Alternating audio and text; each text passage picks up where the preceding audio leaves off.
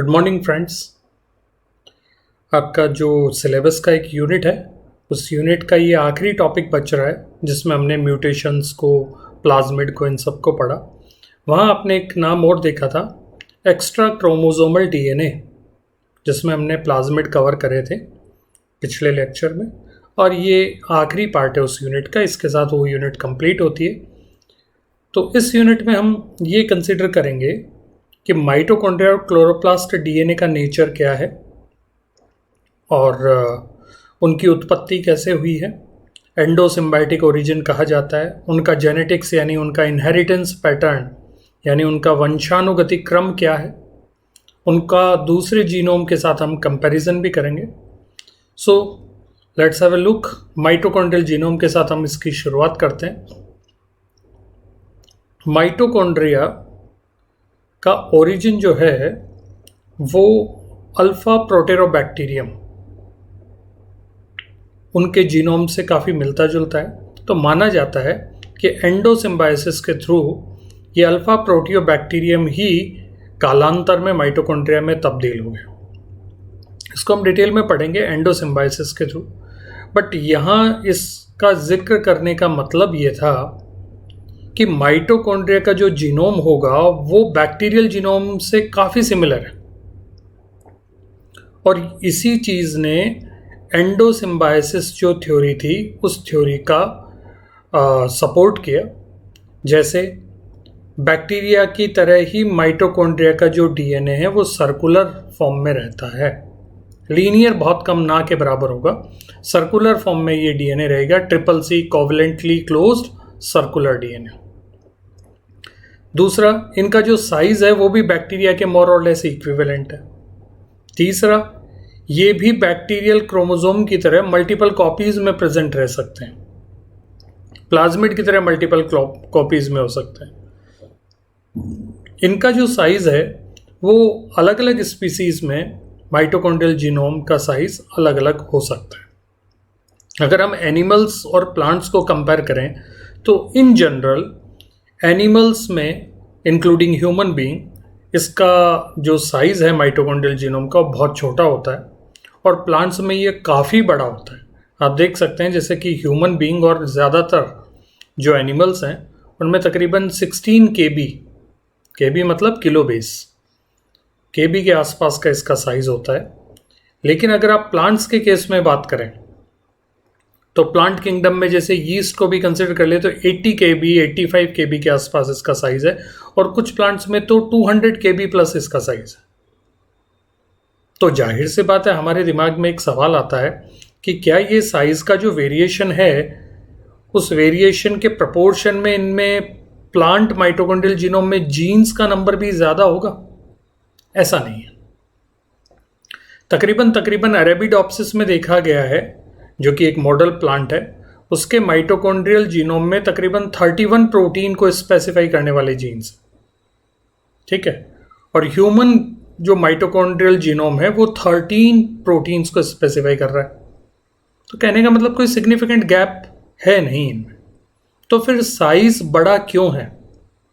उसका जो एक्सप्लेनेशन है वो ये है कि प्लांट माइटोकॉन्ड्रियल जीनोम में नॉन कोडिंग सीक्वेंसेस बहुत ज़्यादा होती हैं। Spacer DNA, number of introns, size of introns, ये सारी जो सीक्वेंसेस है, नॉन कोडिंग सीक्वेंसेस है, उनका नंबर एनिमल्स माइटोकॉन्ड्रियल जीनोम के कंपैरिजन में बहुत ज़्यादा होगा प्लांट माइटोकॉन्ड्रियल जीनोम में। इस वजह से प्लांट माइटोकॉन्ड्रियल जीनोम का size usually animal mitochondrial genome से काफ़ी ज़्यादा देखने को मिलता है। ठीक, जैसे आप यहाँ पे इस टेबल में इस साइज को देख लेते हैं।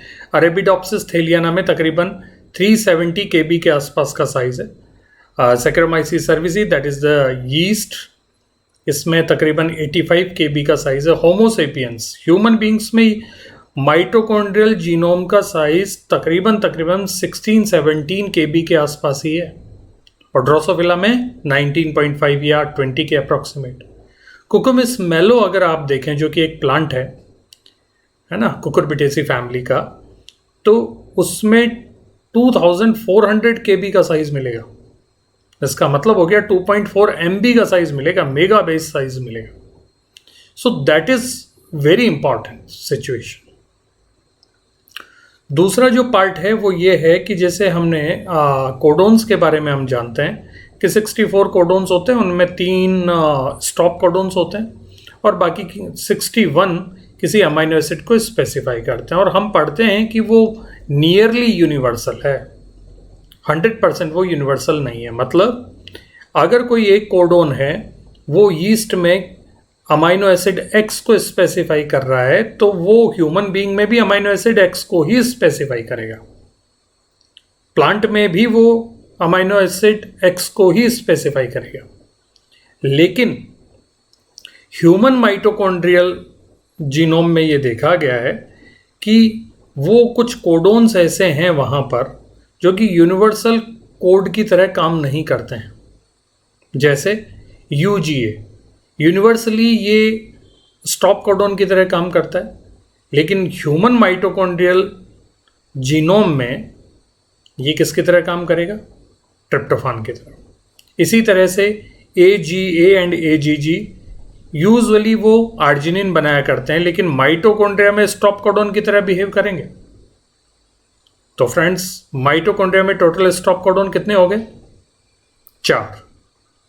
2 stop codon UAA and UAG तो होंगे ही होंगे, और UGA यहाँ पर स्टॉप कोडोन ना बनाकर क्या बना रहा है? ट्रिप्टोफान बना रहा है. तो वो जो यूनिवर्सल 3 स्टॉप कोडोन होते हैं उनमें से एक कम हो गया और उसके बदले में AGA और AGG स्टॉप कोडोन की तरह काम करते हैं. तो 2 + 2 कितने स्टॉप कोडोन्स हो गए? 4 स्टॉप कोडोन्स हो गए. ये बड़ी काम की बात है.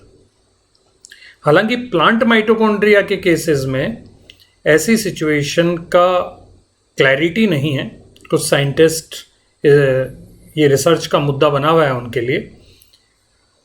और ये चौथा जो कोडोन है AUA वो यूजुअली आइसोल्यूसिन को स्पेसिफाई करता है, लेकिन ह्यूमन माइटोकॉन्ड्रिया में ये मिथ्योनिन को स्पेसिफाई करता है. तो ये एक जो जेनेटिक कोड है वो भी माइटोकॉन्ड्रिया के न्यूक्लियर जेनेटिक कोड के कंपैरिजन में डिफरेंट हो सकते हैं. यूनिवर्सल कोड से वो डिफर कर जाते हैं, जिनमें ये 4 लिस्टेड कोडोन हैं. इनको आप ज़रूर ध्यान रखिएगा. अच्छे लेवल के जो कॉम्पिटिटिव एग्ज़ाम्स हैं उनमें से कई बार इसके बारे में क्वेश्चंस पूछा गया है. इवन CSIR NET JRF का जो एग्ज़ाम होता है उनमें ये क्वेश्चन पूछा गया और इसका वेटेज 4 मार्क्स का था. So we should be very careful, है ना. गेट एग्ज़ाम आपके ग्रेजुएशन कंप्लीट होने के बाद में गेट एग्ज़ाम देंगे जो IITs कंडक्ट करवाती हैं, उनमें भी इस तरह के काफ़ी क्वेश्चंस पूछे जाते हैं. अब माइटोकॉन्ड्रियल जीन्स क्या क्या करते हैं? जैसा कि हम पहले भी बात कर चुके हैं कि ये यूजुअली 13 प्रोटीन्स को एनकोड करते हैं ह्यूमन बींग्स में. अगर ह्यूमन माइटोकॉन्ड्रियल जीनोम के बारे में बात करें तो ये जो 13 प्रोटीन्स हैं ये इलेक्ट्रॉन ट्रांसपोर्ट और ऑक्सीडेटिव फॉस्फोरिलेशन मैकेनिज्म से रिलेटेड 13 प्रोटीन को स्पेसिफाई करेंगे. और ध्यान रखिए कि इन सभी जीन का ट्रांसक्रिप्शन और ट्रांसलेशन माइटोकॉन्ड्रिया के अंदर ही होगा. क्यों होगा? क्योंकि माइटोकॉन्ड्रिया किसका डिसेंडेंट माना जाता है? बैक्टीरिया का. प्रोकैरियोटिक सेटअप है, तो उनके पास अपना खुद का राइबोसोम है, उनके पास अपने खुद के tRNA हैं. तो जितने भी tRNA चाहिए होंगे माइटोकॉन्ड्रियल जीन के एक्सप्रेशन के लिए, वो सारे tRNA कौन बनाएगा?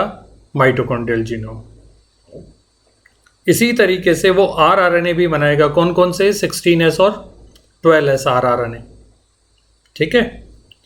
प्लांट माइटोकॉन्ड्रियल जीनोम में 16S और 12S rRNA तो बनेंगे ही बनेंगे, एडिशनली वो 5S rRNA और बनाता है. ओके. और डिफरेंस ये है, प्लांट माइटोकॉन्ड्रिया में जितने tRNA चाहिए होंगे अपने जीन्स के एक्सप्रेशन के लिए, वो सारे tRNA वो खुद नहीं बनाता है. कुछ tRNA न्यूक्लियस से एनकोडेड होते हैं. तो जाहिर सी बात है जो न्यूक्लियस से एनकोडेड हैं वो साइटोप्लाज्म में होंगे और साइटोप्लाज्म से उनको इंपोर्ट करके माइटोकॉन्ड्रिया में भी लाना पड़ेगा. तो इस तरीके से प्लांट माइटोकॉन्ड्रिया का ये जो कुछ tRNA हैं उनकी जो रिलायबिलिटी है वो किस पर रहेगी? न्यूक्लियस पर रहेगी। तो न्यूक्लियस पर डिपेंडेंस रहती है प्लांट माइटोकॉन्ड्रियल जीनोम के जीन एक्सप्रेशन के लिए। इसके अलावा जितने भी कुछ प्रोटीन्स हैं ट्रांसक्रिप्शन और ट्रांसलेशन के लिए, जैसे mitochondrial RNA polymerase, ribosomal proteins, translation factors, ये सभी न्यूक्लियर जीन से एनकोडेड होते हैं। तो आप देखिए कितना बेहतरीन एक सेटअप है कि कुछ काम न्यूक्लियर जीन ने किया, कुछ काम माइटोकॉन्ड्रियल जीन ने किया, और दोनों ने मिलकर माइटोकॉन्ड्रिया के कंप्लीट फंक्शन को रिप्रेजेंट किया। ठीक है, जैसे कि आप देखते हैं टीसीए साइकिल के जो जीन्स हैं, उनके जो जीन्स होंगे वो आपको कहाँ मिल जाएंगे? वो बेसिकली माइटोकॉन्ड्रिया में नहीं होंगे, वो हैं न्यूक्लियर जीन्स। और वो एंजाइम्स बना के वो एंजाइम्स कहाँ एंटर कर जाएंगे? माइटोकॉन्ड्रियल मैट्रिक्स में। ठीक है, ये आप देख पा रहे हैं माइटोकॉन्ड्रियल जीनोम का मैप, जिसमें आप बहुत अच्छे तरीके से देख पा रहे हैं कि टीआरएनए के जीन्स को ग्रीन कलर में और पर्पल कलर में कुछ प्रोटीन जीन्स को और आरआरएनए को स्लाइट ग्रीन कलर में रिप्रेजेंट किया गया है। ठीक है, ये यीस्ट माइटोकॉन्ड्रियल डीएनए है और उसमें एटीपीएज की subunit number 9, cytochrome C oxidase second, cytochrome C oxidase third, cytochrome B, ये सब आप यहाँ पे देख पा रहे हो। तो ये सारे के सारे एटीपीएज साइटोक्रोम सी किससे रिलेटेड? इलेक्ट्रॉन ट्रांसपोर्ट से रिलेटेड हैं। और उनके सारे जीन्स कहाँ प्रेजेंट होते हैं? यीस्ट माइटोकॉन्ड्रिया में खुद में ही प्रेजेंट होंगे, उनके जीनोम में प्रेजेंट होंगे। ओके, अब बात करते हैं हम क्लोरोप्लास्ट जीनोम का। जैसे माइटोकॉन्ड्रिया का ओरिजिन एंडोसिम्बाइसिस से हुआ, माना जाता है क्लोरोप्लास्ट का भी ओरिजिन ब्लू ग्रीन एल्गा के एंगल्फमेंट की वजह से हुआ है, एंडोसिम्बाइसिस की वजह से हुआ है। तो जाहिर सी बात है उसमें भी प्रोकैरियोट्स की तरह सर्कुलर डीएनए मिलना चाहिए, और मिलता भी है, और वो मल्टीपल कॉपीज में होता है जैसा कि माइटोकॉन्ड्रिया के केस में। लेकिन माइटोकॉन्ड्रियल जीनोम के कंपैरिजन में क्लोरोप्लास्ट जीनोम बहुत बड़ा होता है। ये तकरीबन 100 to 200 kb के आसपास होगा, और इसमें जो नंबर ऑफ जीन्स हैं वो 13-31 के आसपास ना होकर के 150 के आसपास जीन्स होंगे। तो कहने का मतलब है chloroplast genome is much greater than that of mitochondrial genome. और यहाँ पर ये कई सारे ऑर्गेनिज्म हमने लिए हैं, जाहिर सी बात है क्लोरोप्लास्ट जीनोम सिर्फ प्लांट से रिलेटेड होगा। तो यहाँ पर कुछ एग्जाम्पल जैसे प्रोटिस्ट के तौर पे यूग्लिना ले लिया है, रेड एल्गी में पोरफायरा होता है, उसका एग्जाम्पल हमने लिया है, green alga Chlorella, Marchantia bryophyta, tobacco dicot आ गया, जियामेज या कॉर्न क्या आ गया?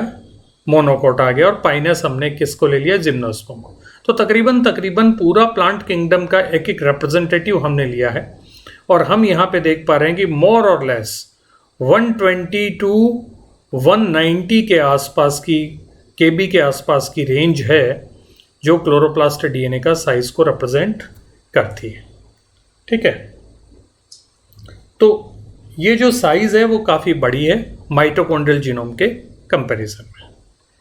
क्लोरोप्लास्ट जीनोम भी प्रोटीन फोल्डिंग से रिलेटेड, फोटोसिंथेसिस से रिलेटेड और दूसरी मेटाबॉलिज्म से रिलेटेड जो भी एंजाइम्स है वो एनकोड करते हैं।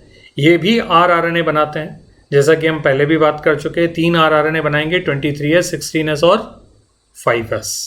ओके, इसके अलावा ये टीआरएनए बनाएंगे, तकरीबन 30 के आसपास के नंबर ऑफ टीआरएनए बनाएंगे, और राइबोसोमल प्रोटीन्स तकरीबन 40 के आसपास ये बनाएंगे, जो कि क्लोरोप्लास्ट राइबोसोम को बनाने में काम आती है।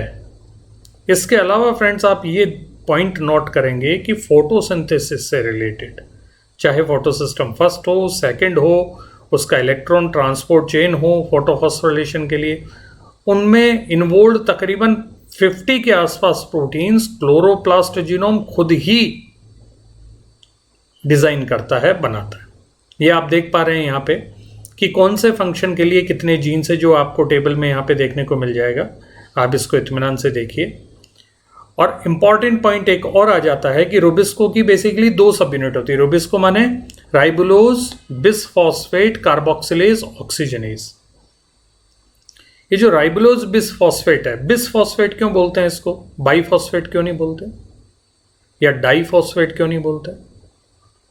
देखिए फ्रेंड्स, अगर एक ही कार्बन पे दो फॉस्फेट हैं तो हम उसको बाई या डाईफॉस्फेट कहते हैं। बिसफॉस्फेट का मतलब है दो अलग अलग कार्बन पर एक एक फॉस्फेट है। तो टेक्निकली ये रुबिस्को क्या होता है, राइबोलोज 1,5 बिसफॉस्फेट कार्बोक्सिलेज एंड ऑक्सीजनेज, यानी इसमें कार्बोक्सिलेज एक्टिविटी भी है और ऑक्सीजनेज एक्टिविटी भी है। ये जो रुबिस्को है ये धरती पे मिलने वाले सबसे ज़्यादा प्रोटीन में इसका नाम है, और ये बेसिकली दो टाइप के सब यूनिट से बनता है, लार्ज सब यूनिट और स्मॉल सब यूनिट। जो लार्जर सब यूनिट होती है वो क्लोरोप्लास्ट का जीनोम खुद स्पेसिफाई करता है, यानी वो क्लोरोप्लास्ट के अंदर ही बनेगी, उसका जीन क्लोरोप्लास्ट के अंदर है, वहीं उसका ट्रांसक्रिप्शन होगा, वहीं उसका ट्रांसलेशन भी होगा। लेकिन जो स्मॉलर सब यूनिट है उसका जीन न्यूक्लियर जीनोम में है, तो वो उसका ट्रांसक्रिप्शन कहाँ होगा, न्यूक्लियस में। फिर वो वहाँ से जो mRNA वो कहाँ आएगा, साइटोप्लाज्म में आएगा। साइटोप्लाज्म में आने के बाद में उसका स्मॉल सब यूनिट का जो प्रोटीन है वो प्रोटीन बनेगा, और फिर वो प्रोटीन लीनियर मूवमेंट में वो रुबिस्को के जो क्लोरोप्लास्ट के जो ट्रांसपोर्टर्स होते हैं उनसे होता हुआ क्लोरोप्लास्ट के स्ट्रोमा में आएगा, और यहाँ लार्जर और स्मॉलर सब यूनिट दोनों मिलेगी और कंप्लीट रुबिस्को बनेगा। ठीक है, ये हम यहाँ पे एक कंपैरिजन देख लेते हैं कि nuclear, eukaryotic nuclear, you bacterial, mitochondrial और क्लोरोप्लास्ट जीनोम में क्या क्या सिमिलरिटी है। जैसे जीनोम को अगर हम देखें तो सभी का जीनोम डबल स्ट्रैंडेड डीएनए से बना हुआ है, और यूकैरियोट्स के केस को छोड़ दिया जाए जिसमें कि डीएनए लीनियर होता है, बाकी सब में मोर और लेस सर्कुलर डीएनए प्रेजेंट होता है। हिस्टोन प्रोटीन सिर्फ और सिर्फ यूकैरियोटिक जीनोम के साथ में एसोसिएटेड होंगी, बाकी किसी के साथ नहीं होंगी। साइज जैसा हम ऑलरेडी पढ़ ही चुके हैं। ग्रुप 1 एंड ग्रुप 2 इंट्रॉन, ये दो टाइप के इंट्रॉन्स होते हैं जो हम बाद में कंसिडर करेंगे। ये इंट्रॉन्स लगभग सभी में देखने को आपको मिलते हैं। ठीक है, इसी तरीके से नॉन यूनिवर्सल कोडोन के कहाँ देखने को मिलेंगे, नॉन यूनिवर्सल कोडोन आपको माइटोकॉन्ड्रियल जीनोम में देखने को मिलेंगे। ठीक है, और टेट्रासाइक्लिन जो एक एंटीबायोटिक है वो इनिबिट करेगा, किसको इनिबिट करेगा, बैक्टीरियल क्रोमोसोम को, बैक्टीरियल जीनोम को इनिबिट करेगा। और जाहिर सी बात है माइटोकॉन्ड्रिया और क्लोरोप्लास्ट जीनोम भी उससे मिलते जुलते हैं, इसलिए वो उनको भी इनिबिट करेगा, उनके जो ट्रांसलेशन प्रोसेस है उसको भी वो इनिबिट करेगा। अब फाइनली हम बात करते हैं कि ये क्लोरोप्लास्ट जीनोम और माइटोकॉन्ड्रियल जीनोम, इनका ओरिजिन कैसे हुआ होगा। ये बहुत ही बेहतरीन तरीके से इस डायग्राम में ये रिप्रेजेंट किया गया है, और यहाँ से multiple times national level competitions में क्वेश्चंस पूछे गए हैं, तो इस पॉइंट को बड़ा ध्यान से समझना है। हमें क्या हुआ था, माना जाता है जो एवोल्यूशनरी स्टडीज़ है उनको ध्यान में रखते हुए जो थ्योरीज डेवलप हुई वो ये थी कि एनारोबिक यूकैरियोटिक सेल ये कभी पुराने ज़माने में अल्फा प्रोटियोबैक्टीरियम जो कि एरोबिक नेचर का था उसको एंगल्फ कर गई, एंडोसाइटोज कर गई, और ये धीरे धीरे एंडोसाइटोज अल्फा प्रोटियोबैक्टीरियम ज़्यादातर तो मारे गए लेकिन कुछ बच गए और वो कालांतर में माइटोकॉन्ड्रिया में तब्दील हो गए। अब ये जो प्री यूकैरियोटिक सेल बनी थी इसने साइनोबैक्टीरिया को एंगल्फ कर लिया, ब्लू ग्रीन एल्गा को एंगल्फ कर लिया, यानी सेकंड एंडोसाइटोसिस स्टेज आपको यहाँ पे देखने को मिलती है। और धीरे धीरे धीरे धीरे ये जो साइनोबैक्टीरिया जो एंगल्फ हुआ था अगर वो बच गया तो धीरे धीरे क्लोरोप्लास्ट के फॉर्म में तब्दील हो गया। तो जाहिर सी बात है सबसे पहले ओरिजिन किसका हुआ, माइटोकॉन्ड्रिया का, बाद में किसका ओरिजिन हुआ, क्लोरोप्लास्ट का। माइटोकॉन्ड्रिया का जो जीनोम है वो एक अल्फा प्रोटियोबैक्टीरियम है, रिकेट्शिया प्रोवोज़ास्की। उस रिकेट्शिया प्रोवोज़ास्की की जो जीनोम साइज है और जो उसका नेचर है उससे माइटोकॉन्ड्रियल जीनोम काफ़ी हद तक मिलता है। तो माना जाता है कि ये जो अल्फा प्रोटियोबैक्टीरियम जिसको एंगल्फ किया गया था वो हो न हो रिकेट्शिया से मिलता जुलता या रिकेट्शिया ही रहा होगा, लेकिन कुछ कंक्रीट कहा नहीं जा सकता है, क्योंकि हम इवोल्यूशनरी स्टडीज़ में पास्ट में तो जा नहीं सकते, इसलिए हमारा 100% कंफर्मेशन कभी नहीं रह पाता है। ठीक है फ्रेंड्स। अब फाइनली हम बात करते हैं माइटोकॉन्ड्रिया क्लोरोप्लास्ट डीएनए का वंशानुगति कैसे होता है। देखिए ये बड़ा सिंपल सा केस है कि ज़्यादातर केसेस में, चाहे क्लोरोप्लास्ट हो चाहे माइटोकॉन्ड्रिया हो, ज़्यादातर केसेस में यूनिपेरेंटल इनहेरिटेंस होता है। क्यों यूनिपेरेंटल इनहेरिटेंस होता है? क्योंकि जो दो गैमेट हैं, मैटरनल गैमेट और पैटर्नल गैमेट, तो मैटरनल गैमेट जिसको एग बोला करते हैं वो ही माइटोकॉन्ड्रिया को कैरी करता है। ठीक है, तो मेजॉरिटी ऑफ केसेस में मैटरनल इनहेरिटेंस होगा, माइटोकॉन्ड्रिया मदर से ही आएगा। प्लांट्स में कुछ केसेस में ये पैटर्नल इनहेरिटेंस भी शो करता है, जो कि जिम्नोस्पर्म में कॉमन है और कुछ एंजियोस्पर्म में भी देखने को मिलती है।